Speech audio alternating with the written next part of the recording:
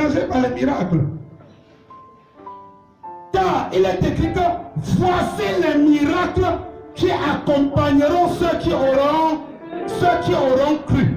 Quand tu as cru, les miracles doivent t'accompagner. Il ne s'agit pas de bavarder beaucoup pour que les miracles t'accompagnent. C'est un style de vie. Alléluia.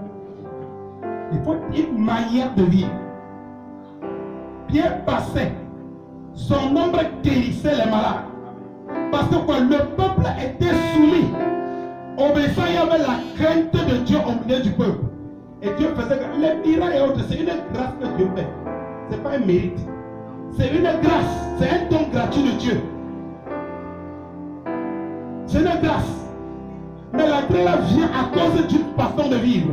Mais comparé alors à Luc chapitre 4. La Bible nous dit que Jésus-Christ, étant allé à la montagne et enchaîné pendant 40 jours, il descendit de la montagne pour faire de la puissance d'en haut, revêtu. Il était revêtu de la puissance d'en haut. Il entre dans le temple. Mais étant revêtu de la puissance d'en haut, on l'a chassé du temple. Il avait cette puissance. Il est allé dans sa patrie. On a dit, avis de non-recevoir, on ne te reçoit pas. Et la Bible dit qu'il s'étonna de leur incrédulité. Cependant, Pierre, ayant reçu le Saint-Esprit, marche au milieu du peuple et les démons sortent. Écoutez très bien. Non, dis-toi que Pierre était plus puissant que Jésus. Ou je ne sais pas. Ou bien que les hommes de Dieu là, ils ont prié, les gens ne sont pas guéris.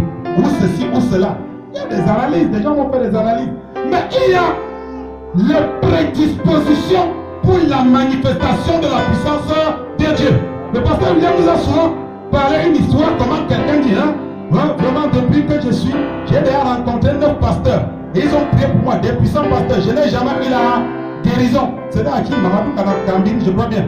Il dit bon, comme il en est ainsi, je ne serai pas le dixième pasteur à être défié par ta malade.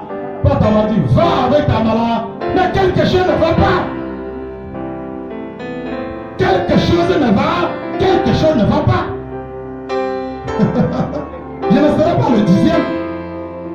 Attends, si Jésus va aller dans son village, les gens vont, il n'est plus guéri que une poignée de personnes. Après il est parti, lui-même il est parti triste de son propre village. Non, c'est le pasteur Adam qui doit prendre le dessus sur ça. C'est le pasteur William qui va. Non frère, quand il y a l'inclus, quand tu ne crois même pas, si tu ne considères même pas que c'est le serviteur de Dieu, si tu dis qu'à sa puissance, un serviteur de Dieu nous a dit, sa femme dit que tu as peur de puissance. Que tu as peur de puissance. Non, tu as le testeur de puissance. Parce que ton mari ou n'a pas le balai, ou n'a pas quoi, ou je ne sais pas, c'est qu'il n'a pas. Et quand tu as ce mépris envers un serviteur de Dieu, quand tu ne le considères pas, tu attends que point de bon doit sortir de lui pour toi. La femme qui avait la perte de sang depuis combien d'années? Depuis 12 ans, a eu la foi et a cru du fond de son cœur que si je parviens à toucher Jésus, je serai guéri. Elle avait cette conviction en elle. La foi, c'est cet élément. C'est ce lien spirituel qui canalise la puissance de Dieu. C'est le fil conducteur qui permet que la puissance de Dieu passe au travers de ce fil pour opérer dans ta vie. Quand il n'y a pas cette foi, il n'y aura rien. Quand la femme a touché, Jésus n'était même pas en train de prier pour elle. Comprenez le mystère de la parole.